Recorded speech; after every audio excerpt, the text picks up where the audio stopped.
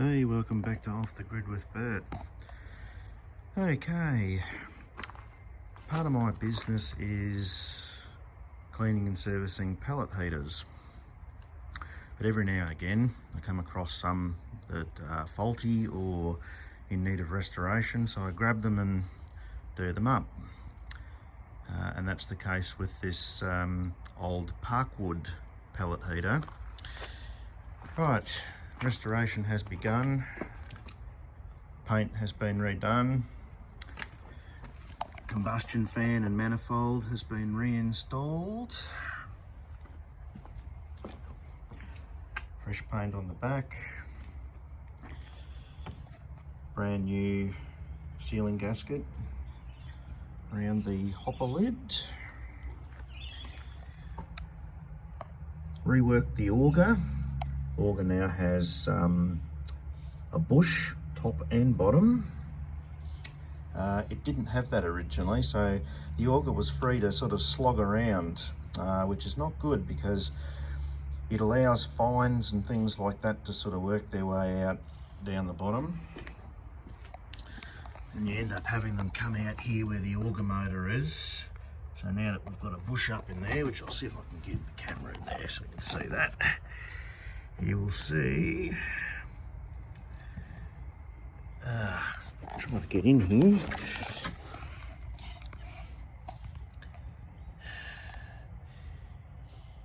You'll see that brass bush up in there. And I pulled apart the auger motor, put some fresh grease in the gearbox, made sure that was all good. And then round this side, starting to get the electronics back into it.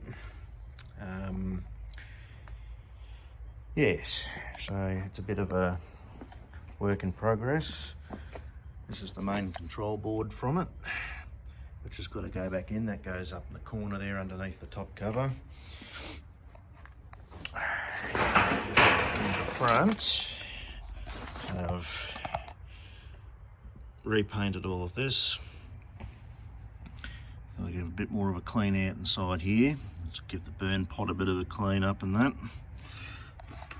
And it was missing the ash drawer, unfortunately, when I got it, so I'm going to have to fabricate something up for that. The heater didn't cost me anything, it was getting thrown out, so it was all in pieces when I got it. Now, the reason why this heater was decommissioned is because the previous owner had a hopper fire, which is where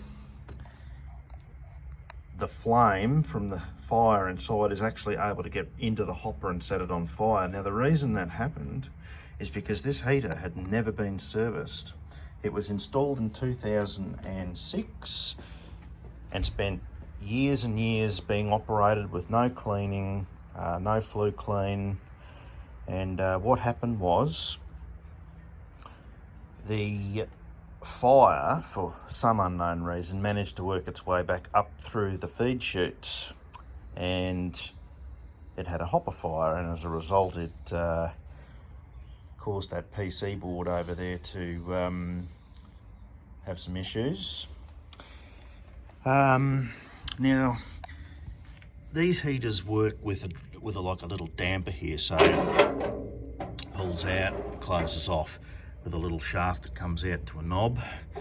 Now, the reason they have this here is so that you can control the burn rate for different pellet types. So if you've got softwood pellets like pine, you want those to burn quicker, so you'd have that out further. With hardwood pellets, you sort of want to go a 50-50 with those.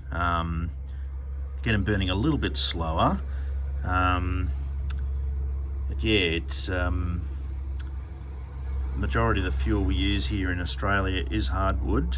These heaters were manufactured in New Zealand originally, and I think Parkwood's still going over there, not 100% sure about that. But look, they're a great little heater.